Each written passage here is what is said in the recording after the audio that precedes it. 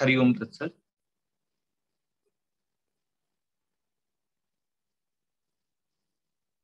सभी के हृदय में बैठे ईश्वर को नमन, वंदन और प्रणाम।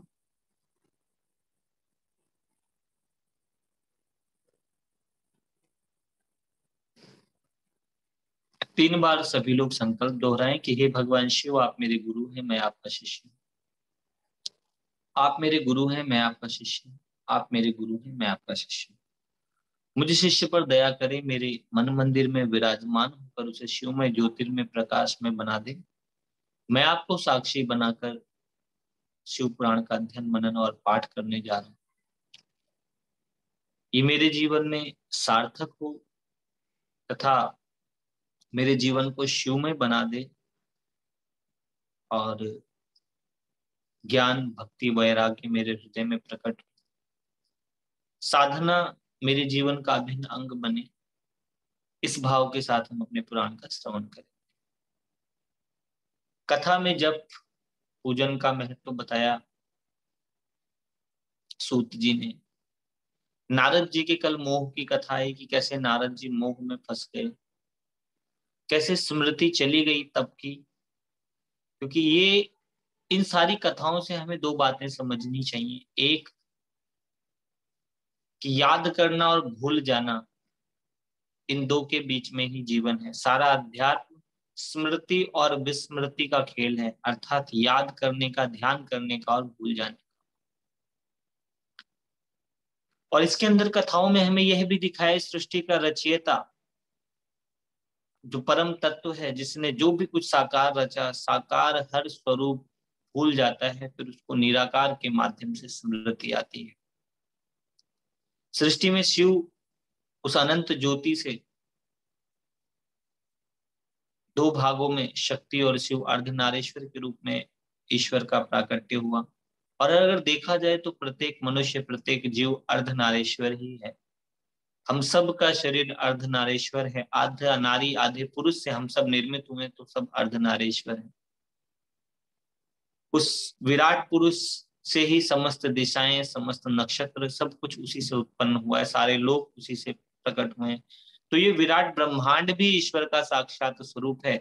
उस साक्षात स्वरूप वाले ईश्वर को हृदय में गुरु रूप में आप ध्यान करें। और आज आपको महान तप के विषय में भी पता चलेगा, जिस तप को संध्या नामक ब्रह्मा की पुत्री ने किया और जो संध्या नामक दक्ष की पुत्री ने किया था। आंख बंद करे, भगवान शिव को हृदय में गुरु रूप में स्वीकार करे। उनकी ज्योति, उनके रूप, उनके तेज, उनके आत्मलिंग रूप के, परमात्मलिंग रूप के दर्शन हृदय में करने के भाव के साथ गुरु रूप में उनकी वंदना करे। हाथ जोड़ ले, हृदय में उनका ध्यान करे। ओम ब्रह्मानंदम परम सुखदम केवलम ज्ञान मूर्तिम द्वंद्वातीतम गगन सदृशम तत्वमस्यादि लक्ष्यम एकम नित्यम विमलम अचलम सर्वधि साक्षिभूतम भावातीतम त्रिगुण रहितम सद्गुरुम तम नमामि। अखंडानंद बोधाय शिष्य संताप हारिणे सच्चिदानंद रूपाय तस्मै श्री गुरुवे नमः। तस्मै श्री गुरुवे नमः। ओम वंदे देव उमापतिं सुरगुरुं वंदे जगत कारणं वंदे पन्नग भूषणं मृगधरं वंदे पशूनां पतिं वंदे सूर्य शशांक वाहनि नयनं वंदे मुकुंद प्रियं वंदे भक्त जनाश्रयं च वरदं वंदे तम शिव शंकरम वंदे तम शिव शंकरम। सो उस अनंत ईश्वर, उस अनंत परमात्मा ने, उस निराकार पार ब्रह्म परमेश्वर ने साकार सृष्टि के लिए एक ज्योतिर्मय शरीर को तीन भागों में बांटा। दाएं भाग से ब्रह्मा जी, बाएं भाग से विष्णु और मध्य हृदय से रुद्र अर्थात शंकर जी का जन्म हुआ, प्रकट हुआ, प्राकट्य हुआ। जन्म भी सही शब्द नहीं है, क्योंकि जो त्रिदेव हैं वह प्रकट हुए हैं और इस सृष्टि के अंदर समस्त चीजें प्रकट हुई हैं। माया के प्रभाव से वह लगती हैं कि जन्मी है, लेकिन वह सब प्रकट होती हैं अपने समय पर और अपने समय पर विलीन हो जाती हैं। अगर आप लोग बहुत गहराई से ध्यान करेंगे तो आप देखेंगे जीवन की प्रत्येक घटना अपने समय पर प्रकट हो गई और अपने समय पर विलीन हो जाएगी। ये सृष्टि का कर्म है जो उस अनंत ईश्वर और उसकी प्रकृति के द्वारा निर्धारित है। सभी ने तप किया, ब्रह्मा जी ने तप किया, विष्णु जी ने तप किया, रुद्र ने तप किया। ब्रह्मा तप के प्रभाव से सृष्टि करने की शक्ति प्राप्त करते हैं, विष्णु जी तप के प्रभाव से सृष्टि के पालन करने की, और शंकर जी तप के ही प्रभाव से सृष्टि को विनाश करने की शक्ति प्राप्त करते हैं। तो यहाँ पर जो दक्ष की पुत्री की आज बहुत सुंदर कथा आएगी, संध्या की। संध्या नामक ये कन्या, जिसके मन में एक भाव उठा, विचार हुआ कि मुझे तप करके मुझे उस परमात्मा का साक्षात्कार करना है, उसका दर्शन करना है। और ऐसा संकल्प जब उसने किया और उसने एकांत, एक ऐसा स्पेस, एक ऐसी जगह तलाश करी, एकांत पर्वत पर जाकर के तप करने की इच्छा से वह चली गई और उसने तप के लिए घर का त्याग किया। अब जब उसने तप का संकल्प कर लिया, तप का संकल्प करना एक अलग बात है, लेकिन तप में करना क्या है, कैसे तप करना है, ये हम सबका प्रश्न होता है। अगर कोई भी, जब हम कथाएं सुनते हैं, जब हम देखते हैं, जब हमने किसी सीरीज में देखा तो हमने देखा सब तप कर रहे हैं, हमारा भी मन करता है, लेकिन कैसे तप करें, क्या विधि है, कैसे पूजन करें, यह अपने आप में एक प्रश्न होता है। तो जब वो तप करने चलेगी तो नारद जी ने वशिष्ठ ऋषि को कहा कि अरुंधति को आप तप का उपदेश कीजिए, आप ब्रह्मचारी हैं और ब्रह्म तेज से उसको आप उपदेश कीजिए कि कौन सा तप करे। ब्रह्मचारी का अर्थ क्या होता है? ब्रह्म ईश्वर, जो ईश्वर जैसे आचरण या ईश्वरीय व्यवस्थाओं द्वारा अपने जीवन को, जो तेज से अपना जीवन चलाता है, उसको ब्रह्मचारी कहते हैं। जो ईश्वर जैसा आचरण, दिव्य आचरण धारण करता है अपने जीवन में, लोभ मोह ईर्ष्या द्वेष अहंकार से मुक्त सरल चित्त होता है, जो ना अच्छे न बुरे, न सही न गलत, न स्थूल न सूक्ष्म न कारण, इन समस्त भावों से अपने चित्त को अपने हृदय में स्थित कर लेता है, वह व्यक्ति ब्रह्मचारी कहलाता है। अब नारद जी ने क्यों व्यवस्था करी संध्या को तप के उपदेश करवाने की? क्योंकि वह देव ऋषि हैं, उनका दायित्व है, उनका कर्तव्य है कि जो जो व्यक्ति तपस्वी है, तप करना चाहता है, उस तक वो जाकर के ज्ञान और उपदेश पहुंचाएं। क्योंकि नारद जी भक्ति माता के गुरु हैं। आपकी जितनी भी भक्ति है वह नारद के कारण ही ज्ञान और वैराग्य प्राप्त करती है। हमने कुछ चरित्रों को देखा, उससे हमने नारद का व्यक्तित्व ही कुछ और समझ लिया। एक बार मुझे किसी ने कहा था कि वो तो इधर की उधर करते हैं, नहीं, इधर की उधर नहीं करते, वो इंफॉर्मेशन देने वाले हैं। जितने भी दिव्य चरित्र हैं सबको लगभग लगभग दीक्षा नारद के द्वारा ही मिली, चाहे उपद्रव हो, कोई भी हो। माँ सती, माँ पार्वती को भी गुरु रूप में नारद जी ही प्राप्त हुए थे। तो एक नारद के चरित्र से यह भी पता चलता है कि गुरु वंदनीय है, पूजनीय नहीं है। गुरु की वंदना की जाती है उसकी, लेकिन पूजा नहीं की जाती। गुरु जो है वह है वंदनीय है, उसकी वंदना होती है, उसका सम्मान होता है, लेकिन पूजा नहीं, क्योंकि पूजा उस ईश्वर की जाती है जो अनंत है। हमने भावनात्मक दृष्टि से अतिशयोक्ति अलंकार में चीजों को कुछ का कुछ कर दिया और शायद इसी कारण से हम भ्रमित हैं। कोई गुरु नहीं कहता कि उसकी पूजा की जाए, लेकिन पूजा नहीं की जाने वाली जो व्यवस्था है, जो स्थिति है, उसमें वंदना का क्या महत्व है? वंदना का अर्थ होता है सम्मान करना, और पूजनीय का अर्थ होता है उसके प्रति समर्पित हो जाना। तो हमें अपने शिक्षक, अपने गुरुओं का सम्मान करना चाहिए, उन्हें भगवान नहीं बना देना चाहिए, क्योंकि वह भगवान नहीं होते। वह भगवान के माध्यम होते हैं, भगवान के मीडियम होते हैं, ऐसा शास्त्रों का वचन है। वरना नारद जी की पूजा होनी चाहिए, क्योंकि भक्ति के गुरु हैं वे, पर उनकी पूजा नहीं होती, उनकी वंदना होती है खाली। सुसंध्या को जब उपदेश देने गए वशिष्ठ जी, तो उन्होंने कहा कि देवी तुम तप करने क्यों आई हो? हर किसी के तप का उद्देश्य होता है। तो उसने कहा मुझे उस परमेश्वर, उस अनंत ईश्वर भगवान शिव को जानना है, उनके दर्शन करने हैं, और अपने जीवन में मुझे शिवत्व की धारणा करनी है, मुझे दिव्यता प्राप्त करनी है। तो उन्होंने कहा ठीक है। अब जब संध्या ने वशिष्ठ जी को देखा, वशिष्ठ का अर्थ होता है विशिष्ट, जो स्पेशल बंदा होता है उसको वशिष्ठ बोलते हैं। वशिष्ठ एक पदवी है, कोई व्यक्ति नहीं होता। वशिष्ठ जो अपने जीवन में 1.25 करोड़ गायत्री का जप कर लेता है, उसको वशिष्ठ की पदवी मिल जाती है।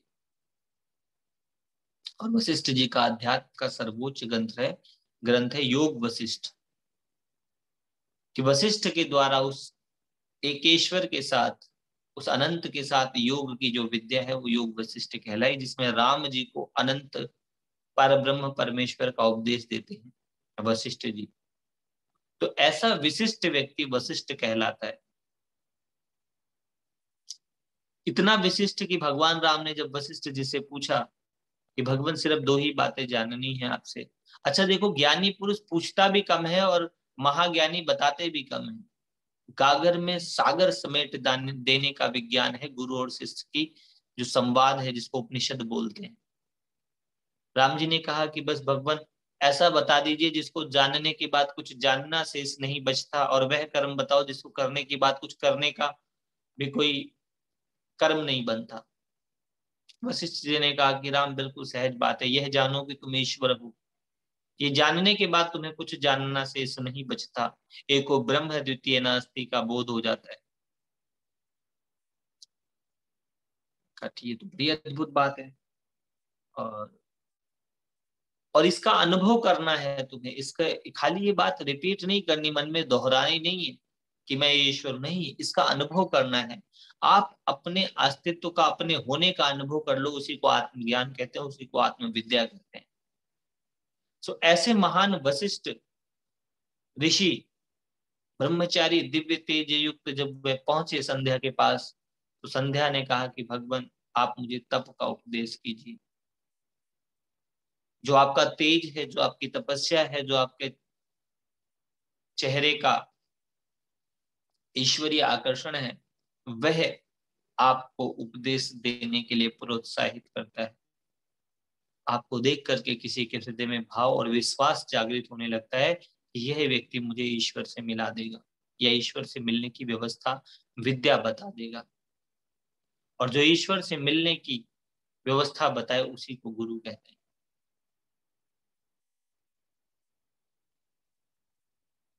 अब यहाँ पर बड़ी अद्भुत बात है कि संध्या ने कहा कि भगवान वह तप बताना मुझे जो इस ब्रह्मांड का सर्वोच्च तप, ऐसा बता देना कि जिस तप को करने के बाद मेरी तृप्ति हो जाए, मेरी मुक्ति हो जाए और मुझे ईश्वर की प्राप्ति हो जाए। उन्होंने कहा बहुत अच्छी बात है, बता देंगे भाई ऐसा तप, इसमें कौन सी बड़ी बात है। तो ऐसा तप बताने के लिए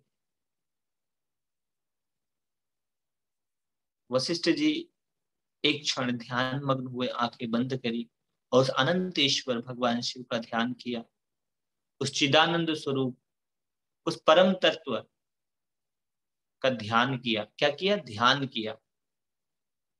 अर्थात आप लोग भी जब कभी किसी को जीवन में उपदेश करने जाओ, कुछ समझाने जाओ, कुछ बताने जाओ, तो कुछ क्षण ध्यान कर लो। ध्यान करने से आपके अंदर का भी अहंकार चला जाता है। तो जब आप ध्यान करते हो तब आप ईश्वर को अपने हृदय में धारण करके उपदेश करते हो। तो वशिष्ठ जी ने हृदय में शिवत्व का ध्यान किया और कहा, हे संध्या, इस ब्रह्मांड का सबसे बड़ा तप है उस अनंत ईश्वर को अपने हृदय में धारण कर। जो इस पूरे ब्रह्मांड को धारण करता है, तुम उसे अपने हृदय में धारण करो। यह धर्म है, ये सर्वोच्च धर्म है, इससे उत्तम कोई धर्म नहीं है। तो तुम अपने ईश्वर में हृदय को धारण करो और ओम शंकराय नमः का जप करो।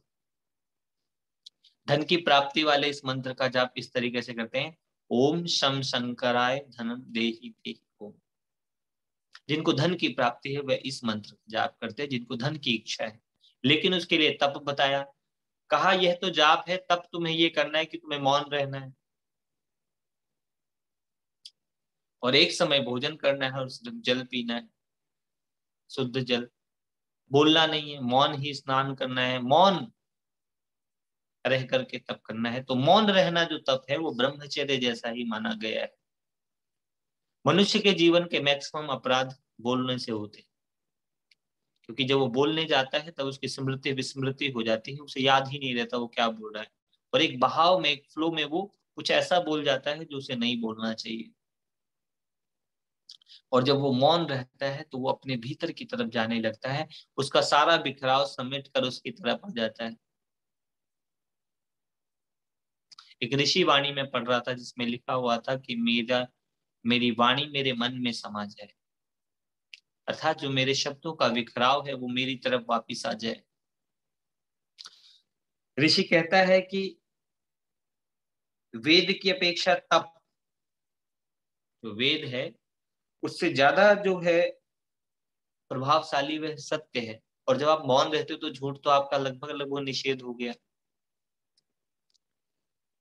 सत्य से ज्यादा अच्छा इंद्रिय निग्रह है, तो मौन में इंद्रिय निग्रह भी हो जाता है। मौन हो, चुप हो तो ध्यान ही करोगे, जब करोगे इंद्रिय निग्रह भी हो गया।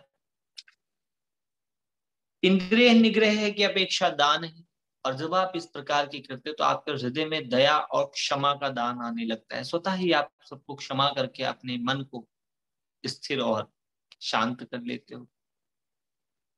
और दान की अपेक्षा तपस्या अच्छी है, तप जाता है चित्त जब आप मौन शांत एकाग्र चित्त रहते हो। अक्सर जैनियों में एक व्रत होता है पौषध व्रत, जब संवत्सरी उनका एक पर्व आता है 10 लक्षण, जिसमें क्षमा, मिच्छामि दुक्खड़म, अर्थात सबको क्षमा कर देना होता है। तो उसमें एक व्रत होता है जिसमें आपको 24 घंटे मौन रखना होता है और सबको क्षमा कर देना होता है। तो देखिए, ये जो तप है ये कोई जैनिज्म को लगता होगा कि ये तप बिल्कुल अद्भुत है, लेकिन यह तप तो पुराणों में भी वर्णित है। अर्थात कोई भी तपस्या, कोई भी तप, कोई भी ध्यान ऐसा नहीं है जो पुराणों और ग्रंथों में ना वर्णित हो। उन्हीं ग्रंथों से अलग अलग संतों ने अपने तरीके से उसी को व्यक्त किया है, उसी बात को कहा है। तो सनातन की हर बात आदि है, उसको अलग अलग रूपों में अलग अलग महात्माओं ने, अलग अलग गुरुओं ने, अलग अलग ऋषियों ने, अलग अलग महात्माओं ने अपनी भाषा में व्यक्त किया है। यहां उन्होंने कहा कि आपको मौन रहना है, भोजन एक टाइम करना है, और धीरे धीरे आपको जल के साथ ही, जैसे जैसे आपकी ऊर्जा, प्राण ऊर्जा बढ़ेगी, वैसे वैसे आप सिर्फ जल के साथ रहें। अब हम कहेंगे ऐसा थोड़ी संभव है, खाने खाए बिना कोई कैसे रह सकता है? रह सकता है, ऐसी विद्याएं हैं। इस पे पुस्तक भी लिखी हुई है, बहुत से ऐसे लोग हैं जिन्होंने उस चीज पे तपस्या करी है। लेकिन वो साधारण चीज नहीं है, असाधारण विद्याएं हैं ये तपस्वियों द्वारा, ये ऋषियों द्वारा, ये महात्माओं द्वारा, ये गुरुओं द्वारा प्रदान की जाने वाली विद्याएं हैं। और उनके लिए है जिनके जीवन का लक्ष्य ईश्वर प्राप्ति है, जो योग प्राप्त करना चाहते हैं, जिन्हें परमात्मा चाहिए। ये इस प्रकार के कठिन तप वह लोग करते हैं। साधारण मनुष्य इन तपों को सुनकर के मन ही मन ईश्वर को प्रणाम कर देता है और वो सहज तप लेता है। जैसे पहला सर्वोच्च तप क्या बताया, अपने हृदय में ईश्वर को धारण करना। एक क्षण हम सब लोग भी अपने हृदय में ईश्वर को धारण करें, आंख बंद कर ले और हृदय से, पूरे करुणा से, पूरे प्रेम से, पूरे समर्पण से भगवान शिव को अपने हृदय में बिठाएं। उनका दर्शन करें, उनका पूजन करें, उनका वंदन करें हृदय में, क्योंकि मानसिक पूजा सर्वोच्च पूजा मानी गई है। पूजा कर्म कांडों से भी अच्छी है, लेकिन आज कर्म कांड में ना तो आपको कराने वाले के प्रति उतनी श्रद्धा बची हो, ना ही करने वाले की आपके प्रति बहुत ज्यादा श्रद्धा, बहुत ज्यादा प्रेम है। ये इस समय का बड़ा दुर्भाग्य है कि जो लोग पूजा करने जाते हैं वह भी इस बात का ज्यादा ध्यान नहीं रखते कि आपके हृदय में वो ईश्वर का जागरण कर दें, और जो पूजा कराने वाले हैं वह भी इस बात में अपने आचार्य, अपने गुरु के प्रति कोई बहुत ज्यादा सद्भाव, सम्मान नहीं रखते। ऐसी स्थिति हो गई है जैसे एक व्यापारी जाता है अपने क्लाइंट के पास, दोनों अपने अपने लाभ की बात सोचते हैं। एक सोचता है कि मेरा कार्य कैसे हो, पंडित जी बेटे की शादी नहीं हो रही, गुरु जी बेटे की शादी नहीं हो रही, क्या करें। उसने बोला जी एक जप होगा पार्वती स्वयंवर मंत्र का, जिनका विवाह नहीं होता हो, जिनके संबंध ठीक ना हो, उन्हें माँ पार्वती का वह मंत्र करना चाहिए जिस मंत्र के प्रभाव से उन्होंने भगवान शिव को प्राप्त कर लिया था। हमारे चैनल पे भी वह मंत्र मैंने डाला हुआ है। अब यहाँ पर क्या है कि स्वार्थ से भक्ति, प्रेम नहीं है। अब यह बताने वाला भी सोच रहा है कि मुझे इसका क्या लाभ होगा, यह भी अपनी दक्षिणा निर्धारित कर रहा है, तो व्यापार हो गया। प्यार नहीं हुआ, व्यापार हो गया। और भक्ति ही नहीं, आज मनुष्य के हर एक संबंध एक व्यापार की तरह है। आप सामने वाले से कुछ लेते हैं और उसे कुछ देते हैं, लेकिन जब आप भक्ति, ध्यान, योग, इन सब चीजों को भी अपने जीवन में डालते हैं, तब आप अपने हृदय में, अपने जीवन में उस परम प्रेम का अनुभव करते हैं। तो उसी परम प्रेम के साथ हृदय में कुछ क्षण भगवान शिव का ध्यान करें, आंखें बंद कर ले और बहुत प्यार से पंचाक्षरी मंत्र का थोड़ा सा जप करेंगे हम लोग। ओम नमः शिवाय, ओम नमः शिवाय, ओम नमः शिवाय, ओम नमः शिवाय, ओम नमः शिवाय, ओम नमः शिवाय, ओम नमः शिवाय, ओम नमः शिवाय, ओम नमः शिवाय, ओम नमः शिवाय, ओम नमः शिवाय, ओम नमः शिवाय। नागेन्द्रहाराय त्रिलोचनाय भस्मांगराय च महेश्वराय नित्याय शुद्धाय दिगंबराय तस्मै नकाराय नमः शिवाय। मंदाकिनी सलिल चंदन चर्चिताय नंदीश्वर प्रमथनाथ महेश्वराय मंदार पुष्प बहु पुष्प सुपूजिताय तस्मै मकाराय नमः शिवाय। शिवाय गौरी वदनाब्ज वृंद सूर्याय दक्षा ध्वरनासकाय श्रीनीलकंठाय वृषध्वजाय तस्मै शिकाराय नमः शिवाय। तस्मै शिकाराय नमः शिवाय। वसिष्ठ कुंभोद्भव गौतमार्य मुनीन देव चर्चित शेखराय चंद्रार्क वैश्वा नरलोचनाय तस्मै वकाराय नमः शिवाय। यक्ष स्वरूपाय जटाधराय पिनाक हस्ताय सनातनाय दिव्याय देवाय दिगंबराय तस्मै नकारा दिव्याय देवाय दिगंबराय तस्मै यकाराय नमः शिवाय। तस्मै यकाराय नमः शिवाय। ओम नमः शिवाय, ओम नमः शिवाय। हर हर भोले नमः शिवाय, ओम नमः शिवाय, ओम नमः शिवाय। हर हर भोले। नमः शिवाय। ओम पार्वती पते नमः। हर हर महादेव। सो जब इस प्रकार का तप का ज्ञान लिया उसने कि तपस्या ज्यादा श्रेष्ठ है, और तपस्या से भी अधिक श्रेष्ठ है वैराग्य। जिस दिन आपके अंदर कुछ भी पाने की वासना शेष नहीं रह जाती, उस दिन वैराग्य आ जाता है। तप से भी श्रेष्ठ वैराग्य है। और वैराग्य से भी जो श्रेष्ठ तत्व है उसको आत्मज्ञान बोलते हैं। जिस दिन आपको आत्मज्ञान हो जाता है, उस दिन ना राग, ना अनुराग और ना वैराग्य, तीनों से आप परे हो जाते हैं। और आत्मज्ञान से भी बड़ी चीज है समाधि। क्योंकि व्याधि और उपाधि दोनों का जो इलाज है उसको कहते हैं समाधि। व्याधि मुसीबत को बोलते हैं, उपाधि पद और पोजीशन को बोलते हैं। आपकी समस्त प्रतिष्ठा और पोजीशन भी आपको बहुत ज्यादा सुखी नहीं करती है। अहंकार की तो तृप्ति हो जाती है, लेकिन भीतरी सूनापन, खालीपन बढ़ता जाता है। और समाधि से भी उच्च कोटि की जो चीज है वह है ब्रह्म प्राप्ति, अर्थात ईश्वरमय हो जाना। मैं और तू का भेद खत्म हो जाना।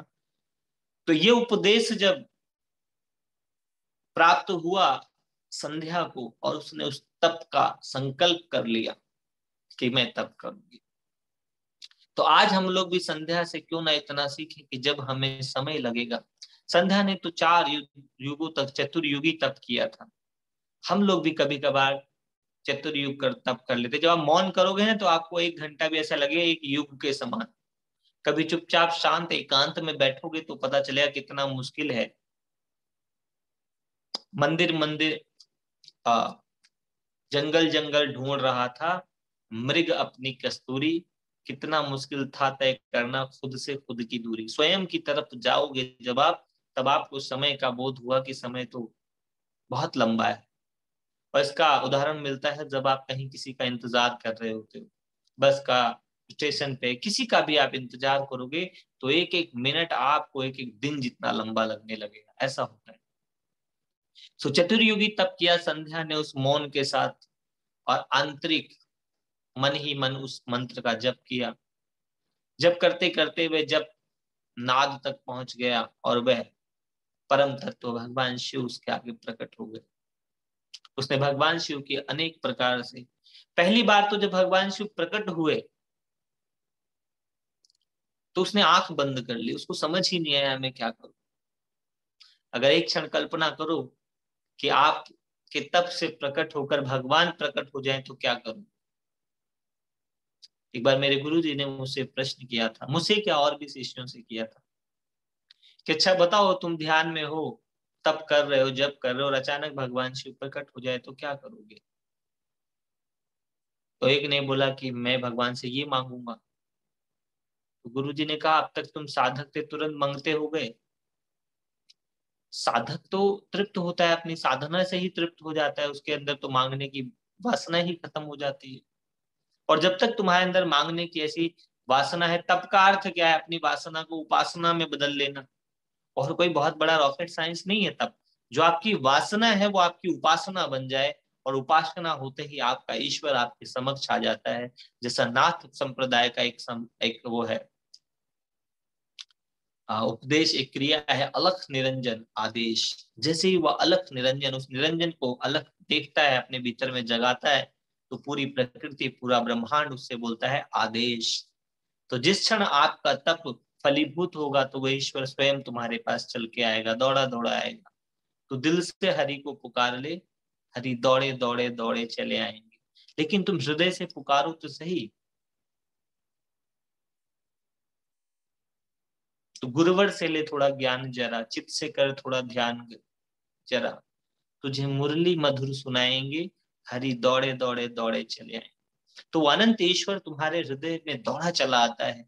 यही उपदेश वशिष्ठ जी ने संध्या को किया, और यही उपदेश आपको रोज हम करते हैं कि भगवान शिव को आप अपना गुरु मान के अपने हृदय में बिठाएं। सर्वोच्च तप है। कुछ क्षण मौन रहें, घंटा आधा घंटा एकांत में रहें। और आजकल एक बहुत उच्च कोटि का तप है जो किसी शास्त्रों में वर्णित नहीं है। अगर आप लोग जानना चाहते हैं तो बता दूं मैं। जो वेद शास्त्र उपनिषद पुराण, यहाँ तक कि आज तक किसी ऋषि मुनि ने इस तप का जिक्र नहीं किया जिस तप का मुझे कल ही ज्ञान हुआ है। वह तप है एक दिन मोबाइल का त्याग कर देना। इससे बड़ा कोई तप नहीं इस समय तो। काम क्रोध लोभ मोह अहंकार ईर्षा द्वेष नफरत घृणा पर चिंतन के साथ साथ 3 रोग और आ गए हैं सोशल मीडिया पे, इंस्टाग्राम फेसबुक व्हाट्सएप। मनुष्य इसमें ज्यादा उलझ गया है, उसको पता ही नहीं चलता। कई लोगों की तो इंसोमेनिया हो जाता है मोबाइल के चक्कर में, रात को सोने से पहले मोबाइल देखते रहते हैं। अब मोबाइल देखोगे तो ब्रेन एक्टिव रहेगा, एक्टिव ब्रेन सोता ही नहीं है, सोने के लिए ब्रेन को शांत करना होता है। फिर कहते हैं जी नींद ही नहीं आती है, इसलिए रात को वीडियो देखते हैं। तो अपने मोबाइल अपने गैजेट्स अपने इलेक्ट्रॉनिक से भी दूर रहना आज एक तप है। तो संध्या के तप से जब वो परमात्मा पर ब्रह्म परमेश्वर प्रकट हुए तो वह उसके सामने उस रूप में आए जिस रूप में उसने चिंतन किया। यम यम चिंतयते कामम तम तम प्राप्नोति निश्चितम ये यतामा प्रपद्यन्ते तास्ते में भजाम्य हम। जो मुझे जिस भाव में स्मरण करता है मैं उसे वैसे ही प्राप्त हो जाता हूँ। जही पर सत्य स्नेहु सोते ही मिले ना कछु संदेहु। जिस चीज से आपका गहरा स्नेह होता है, सच्चा स्नेह होता है, वो आपको प्राप्त होती है। लेकिन प्रभु में जाकी प्रीति जैसी प्रभु मूरत देखी तैसी। तो संध्या ने जिस रूप के भगवान शिव की कल्पना करी थी, भगवान शिव माथे पे अर्धचंद्र धारण किए, हाथ में त्रिशूल लिए उसके आगे प्रकट हो गए और बोले बोलो देवी क्या चाहती हो। उसने कहा भगवान अब तो चाहने की इच्छा भी खत्म हो गई है,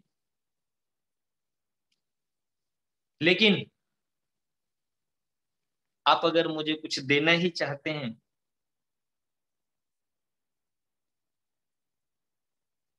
सो एक वरदान दीजिए।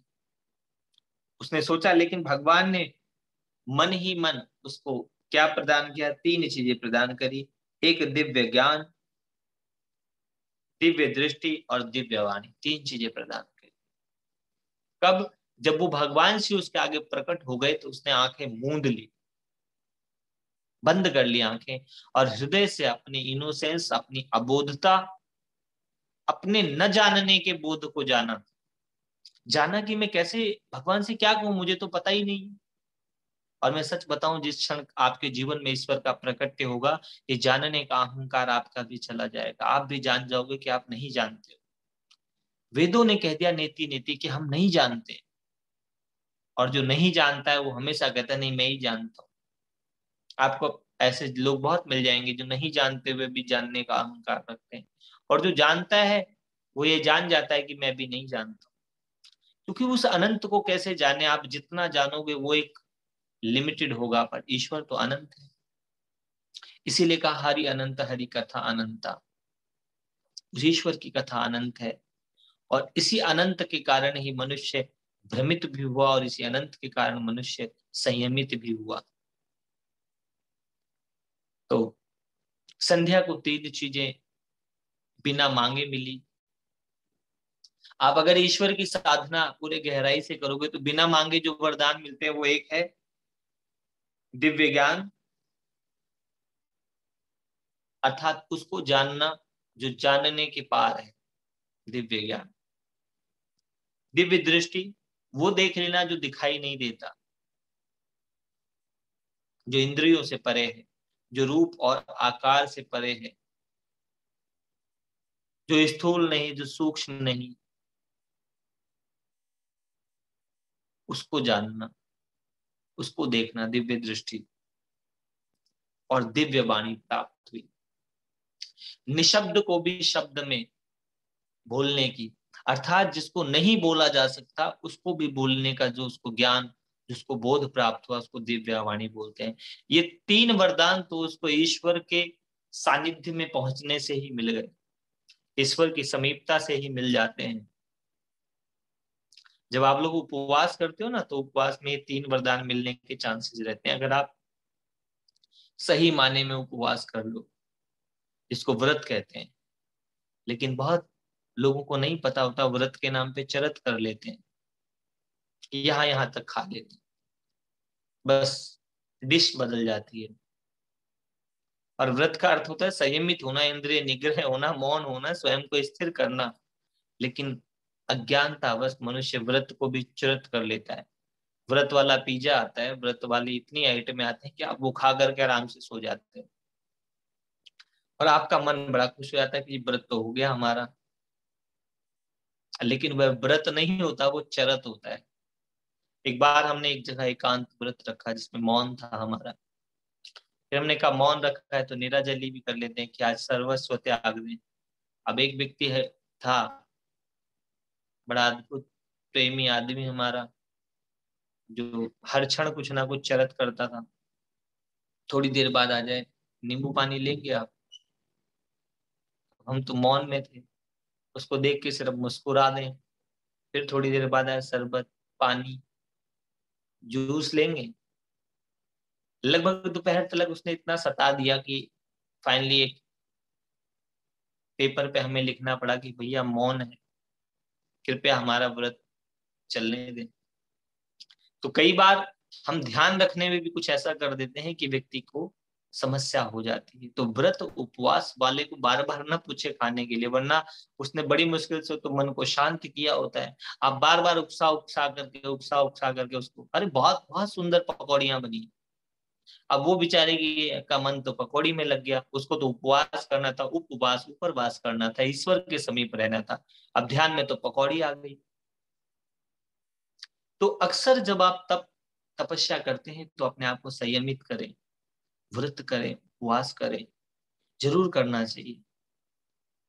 15 दिन में एक बार कर लें एकादशी का, जो भी आपको, पूर्णमासी का व्रत कर सकते हैं। व्रत में आप कुछ कुछ वो बहुत, और कोई जोर जबरदस्ती नहीं कि आप बहुत कठोरता से जिद के साथ करें, क्योंकि जिद से किया हुआ व्रत भी अहंकार पैदा करता है। सरलता से करें, लेकिन अपनी इंद्रिय को संयम करने का प्रयास करें। एकादशी का व्रत बहुत अच्छा है। एक बार मुझसे किसी ने पूछा था कि आप क्या करते हैं एकादशी में? मैंने प्रयास करते हैं जी फिलहाल तो। कि क्या प्रयास करते हैं? मैं 10वां इंद्रिय और 11वां मन ईश्वर को अर्पित कर देने का प्रयास करते हैं। कि हो गया पूर्ण? मैंने कहा नहीं, जिस दिन पूर्ण होगा उस दिन वो एकादश रुद्र और वो महाविष्णु के रूप में मेरे समक्ष प्रकट हो जाएगा। अभी तो नहीं हुआ प्रकट, इसलिए अभी प्रयास जारी है, वर्क इन प्रोग्रेस, कार्य प्रगति पर है। लेकिन हाँ, मन को बहुत शांति मिलती है, भीतर से बड़ी तृप्ति मिलती है। मैं आप लोगों को बता दूं, अगर मेरे से कोई पूछे कि सर्वोच्च सुख क्या है, तो चुपचाप एकांत में रहना। पहले लगता था कि नहीं, बहुत मुश्किल होता था। जब मैंने एकांत के सुख को जाना, मैं आप सबसे बता रहा हूँ, कभी एकांत में रहे, कुछ नहीं, अपने साथ रहे, प्रकृति में चुपचाप किसी पेड़ के नीचे बैठ जाए, कुछ ना करें। कुछ ना करने से बड़ा काम होता है। पता नहीं कितने समाज में बीमारी फैला दी कि कुछ करते रहो, खाली मन शैतान का घर। ऐसा नहीं है, खाली मन निर्मल भी होता है। ऋषि मुनि खाली तो बैठे रहते थे। न्यूटन था कौन सा वैज्ञानिक था, खाली लेटा हुआ था पेड़ के नीचे, फल गिरा, उसके मन में कितना विचार आया, कितना उसने वैज्ञानिक, अब वो खाली लेटता ही नहीं। तो खाली व्यक्ति उस अनंत का विचार कर सकता है, विचार से भाव, भाव से स्वभाव, स्वभाव से कर्म, उच्च कोटि का कर्म पैदा हो सकता है। निरंतर कार्य करना, मशीन बन जाना है। इसीलिए हमारे ऋषि मुनियों ने मौन, तप, ध्यान की, एकांत की व्यवस्था भी निर्मित करी। तो सभी शिव पुराण के श्रोता जरूर कम से कम 1 घंटे का मौन एकांत ले, महीने में एक दिन का संन्यास ले लें। समय कामनाओं का न्यास संन्यास कहलाता है। कई लोग सोचते संन्यास करते ऑरेंज कलर का कपड़ा पहन लेना, नहीं, ऐसा नहीं है। हमने पहन के देखा ऑरेंज कलर का कपड़ा, हाँ, लेकिन ये बात बहुत हद तक सही है कि वस्त्रों का आपके मन पर बहुत प्रभाव पड़ता है। आप एकदम शांत, बिल्कुल हल्के सफेद या ऐसे जोगिया कलर के वस्त्र पहन के, और जो बिल्कुल ढीले वस्त्र और पहन के किसी एकांत कमरे में बैठो, देखो आपके अंदर अलग तरीके के भाव पैदा होने लगेंगे। रुद्राक्ष गले में डालें, रुद्राक्ष की माला डालें, आपको पता चलेगा। तो तप जरूर करें, मौन जरूर करें, एकांत जरूर लें। एकांत करता है एक में ही समस्त चिंताओं का, तृष्णाओं का, वासनाओं का अंत हो जाना एकांत। अच्छा, यहाँ एकांत और अकेलापन दो अलग अलग बातें हैं। कई लोग अकेलेपन को एकांत मानने लगते हैं। अकेलापन जो है वो इस संसार की सबसे भयंकर सजा है। अकेला आदमी बहुत दुखी रहता है, पीड़ित रहता है, रोता है, डिप्रेस हो जाता है। लेकिन एकांत में वो अकेला नहीं रोता, उसकी आत्मा परमात्मा के साथ होती है, उसका चित्त आनंद होता है, वो प्रकृति के साथ एक हो जाता है, इसलिए एकांत बोलते हैं। और अकेला आदमी तो भीड़ में भी अकेला हो जाता है। बहुत से लोगों को आज ये दुख है, वो अकेलापन महसूस करते हैं। वो अकेला न रहने दें। एकांत की व्यवस्था बहुत अच्छी है, लेकिन अकेलापन, अगर आपका कोई मित्र कोई परेशानी में है जो नहीं किसी से बात कर रहा, उसके पास जाएं, कुछ क्षण बैठे। अकेला दूसरे का मिटाना भी बहुत बड़ा पुण्य है। और आज के परिवेश में मेरे देखते सैकड़ों लोग मैंने देखे हैं जो अकेलापन महसूस करते हैं। एक तरफ तो पब्लिक में हजारों की साथ, सैकड़ों लोगों के साथ तालियां पिट रही हैं, लेकिन भीतर से अकेलापन है, सूनापन है, लगता है कि कोई है ही। व्यक्ति ठगा हुआ सा महसूस करता है। जिस परिवार, जिस समाज के लिए उसने अपने आप को पूरा खर्च दिया होता है, देखता है कि किसी को उसकी जरूरत ही नहीं है। तो अकेलापन समस्या है और एकांत समाधान है। एकांत में मौन है, एकांत में प्रेम है, एकांत में आनंद है, एकांत में ईश्वर है, एकांत में आकाश है। या तो फौलाद हो जाओ, नहीं तो आकाश हो जाओ। आकाश बिल्कुल विराट, सबको धारण करने वाला, सबके साथ रहता हुआ भी निर्लिप्त स्वयं में ही है। आकाश स्वयं भू है, जो स्वयं ही इस भू पर है। तो एकांत की तपस्या जरूर कीजिए। 30 दिन में, 40 महीने में एक दिन अपने साथ, अपने लिए जिए। तो यहाँ पर जब इस तप से 3 चीजों की उसको प्राप्ति हो गई, तो भगवान ने कहा कि मांगो, तुम कोई व्रत मांगो। उसने कहा भगवान मैंने तप किया है। अच्छा, संध्या से एक चीज और सीखना चाहिए, हर एक स्त्री को, हर एक नारी को तप करना चाहिए। एक आज समाज में ना एक बहुत बढ़िया कॉन्सेप्ट है, हॉट। लड़की को हॉट होना चाहिए, ऐसी बात है ना? सच बात है, लड़की को हॉट होना चाहिए। संध्या ने इतना तप किया कि इसका शरीर ऊर्जा अग्नि के समान हो गई, इतना तेज, इतनी हॉट हो गई वो। तो सभी लड़कियां, सभी नारियां, माताएं, बहनें हॉट हो जाएं, इतना तप कर लें कि आपके चेहरे से रश्मियां निकले, तेज निकले, आपके चेहरे पर किसी की कुदृष्टि टिक ही ना सके। इतना तप करना चाहिए। माँ भगवती ने भी अपने आप को इतना तप से इतना तपा दिया, इतना तेजस्वी कर दिया। और जब एक नारी तेजस्वी होती है तब वो अपने आप में पूर्णता का अनुभव करती है। वो फिर वो अपनी इच्छा से वर प्राप्त करती है। वर्ण उसका करती है जिसको वो चाहती है, उसके संकल्प से, उसकी इच्छा से, उसके योग्य व्यक्ति मिलता है उसे। तो संध्या के इस तप से उसने कहा कि भगवान एक वरदान चाहिए, आप मुझे देना चाहते हैं तो।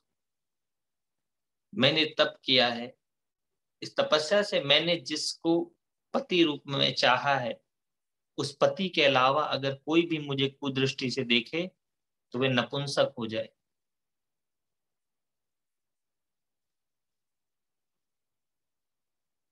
मुझे वही पति मिले जो मुझसे भी ज्यादा तपस्वी हो, जो मुझसे भी ज्यादा तेजस्वी हो। अब ये बात बड़ी अद्भुत है इस कथा में। बहुत सारी कथाएं हैं, लेकिन ये बात सच में बहुत अद्भुत है कि जब नारी, आप तपस्वी हैं तो ही आप अपने से ज्यादा तपस्वी को आकर्षित करते हैं। आप अगर खुद ही भीतर से खाली, सूने, गिरे हुए, टूटे फूटे महसूस कर रहे हैं, तो आपको कोई उससे ज्यादा बेहतर चीज नहीं मिलेगी। इस बहुत से आकर्षण के सिद्धांत वालों से भी यहाँ तो मैं भी सहमत हूँ कि तुम जैसे हो वैसा ही आकर्षित करोगे ना। इसलिए हर एक नारी को, और नारी नहीं पुरुष, सबको तपस्या करनी चाहिए।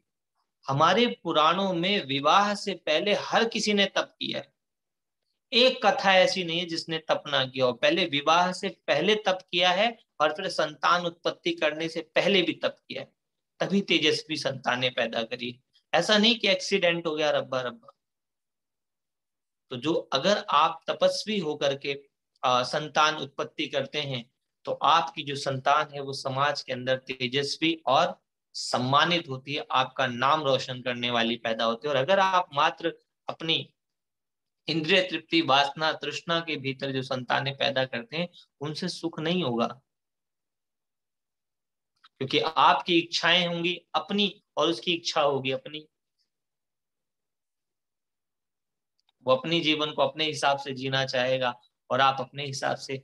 तो यहाँ हमारे पुराण हर किसी को तपस्या करने का बहुत उपदेश करते हैं।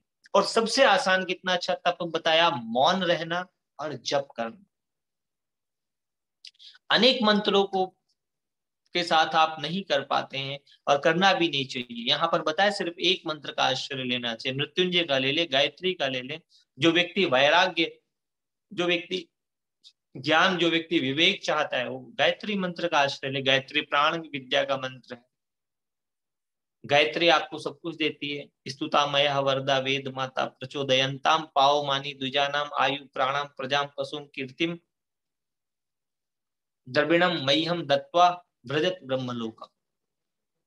इतना सब कुछ गायत्री देती है, आपको सम्मानित बनाती है। लेकिन आश्रय लेना होगा, मौन करना होगा, विधि से करना होगा। एक बड़ा पागलपन है कि चलते फिरते कहीं भी जप कर लो। नहीं, चलते फिरते नहीं किया जाता जप। चलते फिरते आप जो खाना खाते हैं वो आपको सही से नहीं पचता। हर चीज की एक विधि है। चलते फिरते आप डांस नहीं कर सकते, करेंगे तो बहुत ज्यादा तमाशा ही हो जाएगा। और चलते फिरते आप फ्री भी नहीं होते अपने नेचुरल कॉल से, क्योंकि तन का मैल निकालने के लिए भी आपको स्थिर होकर बैठना पड़ता है। तो मन का मैल निकालने के लिए भी तो स्थिर होकर बैठे। और गायत्री तप में एक सबसे जो अद्भुत बात है, एक समय, एक संकल्प और एक संख्या करने से गायत्री की सिद्धि प्राप्त होती है व्यक्ति को। कि समय भी योग हो, आप जिस समय करते हैं उसी समय अगर आप आसन पर बैठने लगते हैं तो वो आसन सिद्ध हो जाता है। आपका शरीर उस समय के लिए जागृत होता है। और एक ही संकल्प, जिस संकल्प के साथ आप कर रहे हैं, एक संकल्प हो कि हे परमात्मा मुझे ईश्वरमय कर दे, मुझे शिवत्व प्रदान करे, मुझे गुरुत्व प्रदान करे। गुरुवर गुरुता दीजिए हे पावन श्री राम, तीर बने मम साधना सेवा कर्म का मान। कि हे गुरुदेव मुझे गुरुतत्व प्रदान करें। जब मांगे तो इतना अद्भुत मांग ले कि लोगों को देने लायक बन जाए। शरणागत दीन आर्त परित्राणाय परायणे, सर्व शर्त हरे देवी नारायणी नमस्तुते। कि हे भगवती, जो आपकी शरण में आ जाते हैं वो लोगों को शरण देने योग्य बन जाते हैं। तो जब ईश्वर से कुछ मांगना तो ऐसे मांगना कि हे परमात्मा इतना सामर्थ्य दें कि हम इस सृष्टि को देने योग्य बन जाए। हम प्रेम दे, स्नेह दे, सहयोग दे, ज्ञान दे, ध्यान दे, दान दे। दातापन मांगना ईश्वर से, कम मत मांग लेना। जब मांगने ही जाओ तो उस ईश्वर से ईश्वर ही मांगना। बड़ी प्यारी कथा है भागवतम में, जहां पर कपिल मुनि से माँ देवहूति कहते हैं कि भगवान आप मनुष्य को क्या देते हो। तो कपिल भगवान कहते हैं कि माँ सच बताएं, हम तो देते नहीं है, हम तो जो कुछ होता है वो भी छुड़ा देते हैं। देने लेने का काम तो हमारी माया करती है,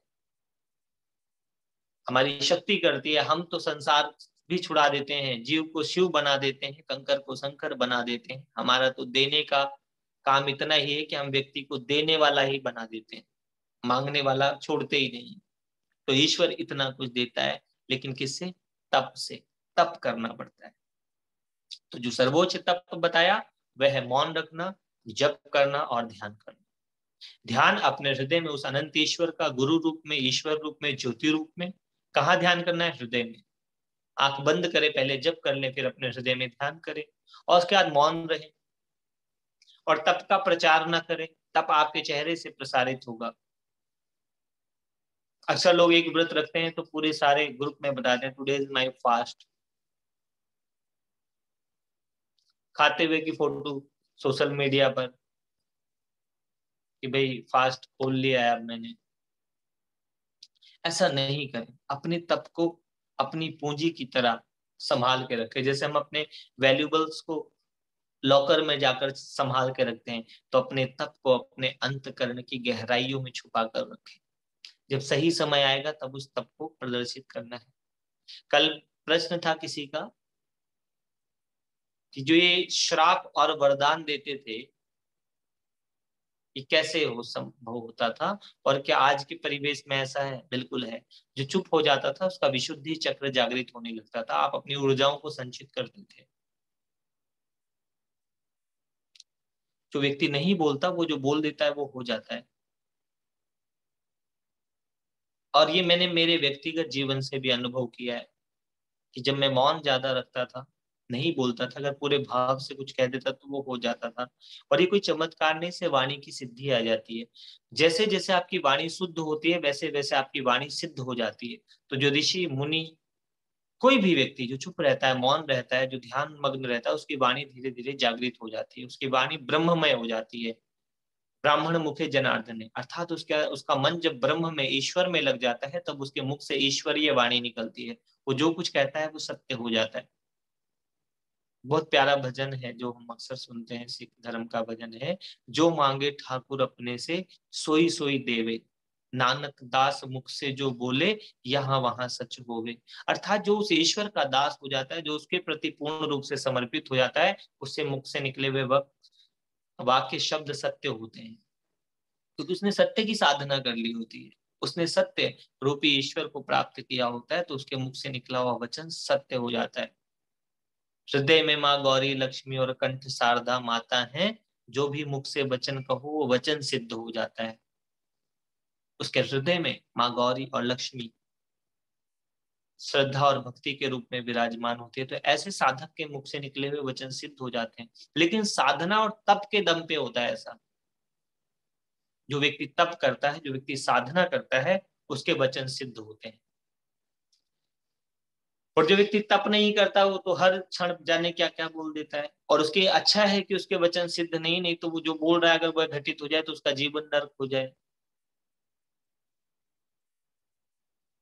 ऐसे भी साधकों के अनुभव है कि मनुष्य को नहीं पता ना, जब तक अज्ञान है, जब तक अबोध है, तब तक उसके वचनों का मूल्य कोई खास नहीं है।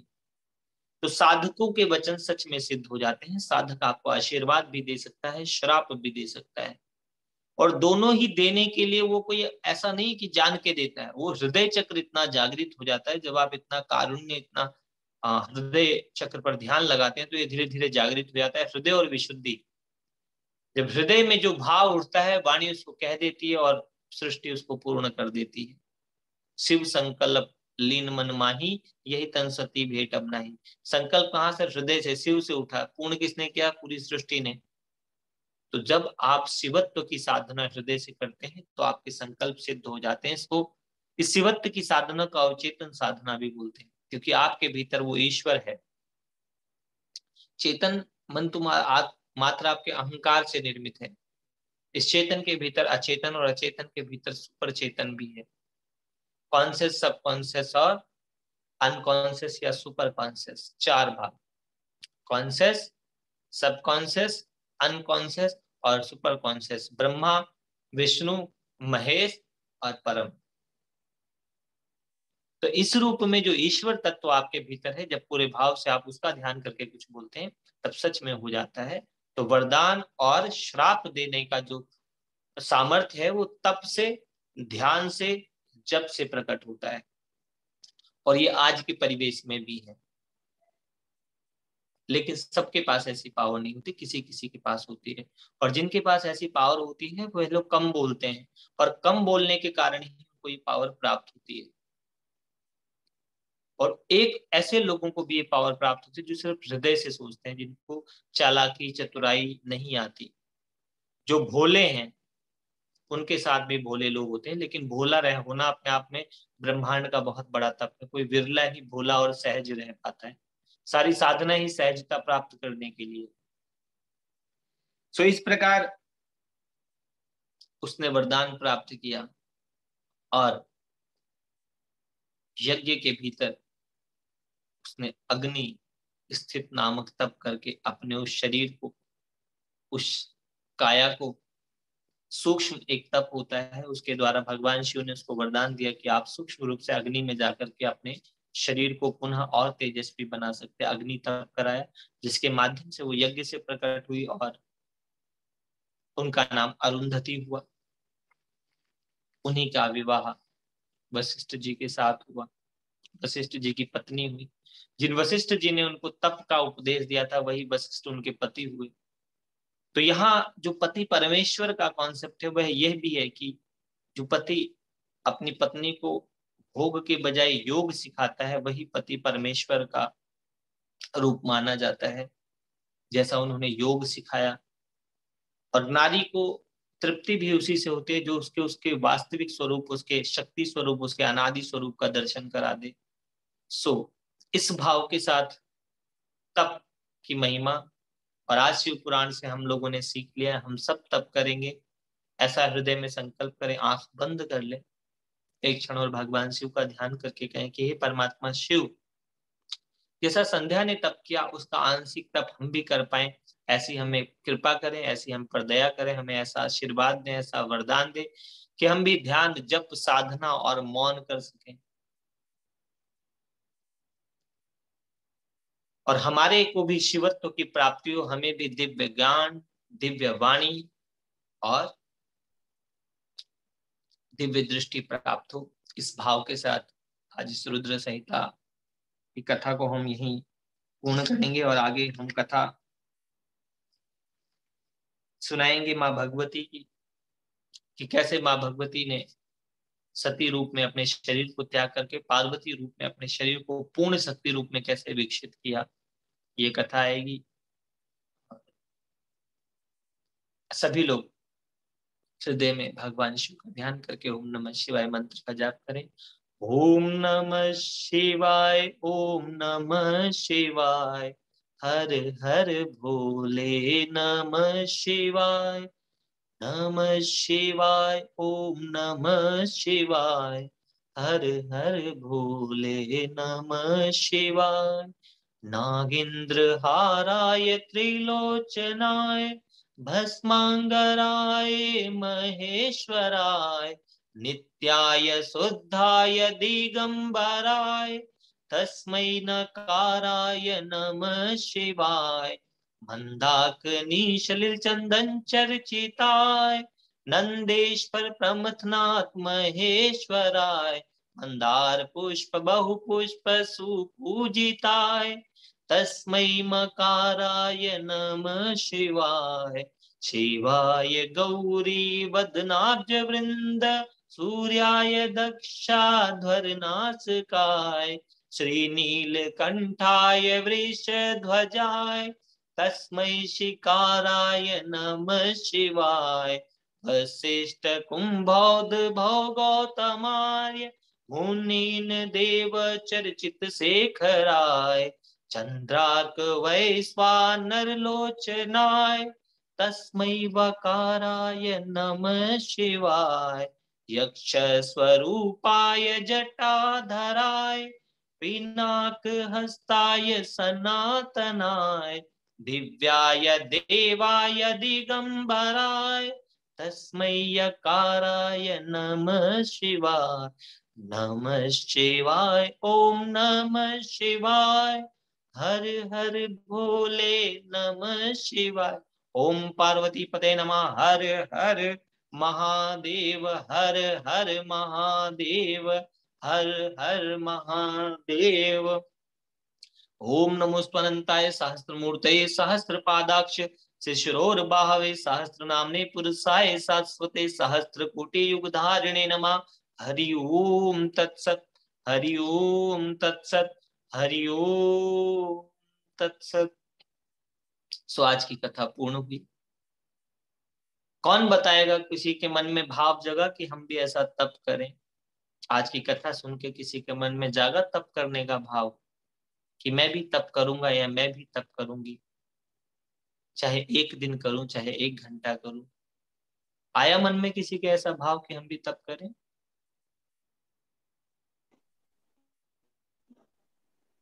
हाँ जी सर, फॉलो करेंगे। मैं कोशिश करती हूँ दिन में कई टाइम मैं साइलेंट मोड पे रहूँ, मौन रहूँ, और सुबह जैसे ध्यान करती हूँ, और रात को भी आपका सुन के मैं उसको करती हूँ, कोशिश वेरी गुड, करती बहुत अच्छा। सो जरूर मौन करें, मन से परे हूँ। हाँ विचारों जी। की परमात्मा लेकिन कई कई बारी की। मौन करने से ना मन फिर बोलना शुरू हो जाता है, बहुत सारे विचार आने शुरू हो जाते हैं, उसको कैसे शांत किया जाए? विचारों को शांत नहीं किया जाता।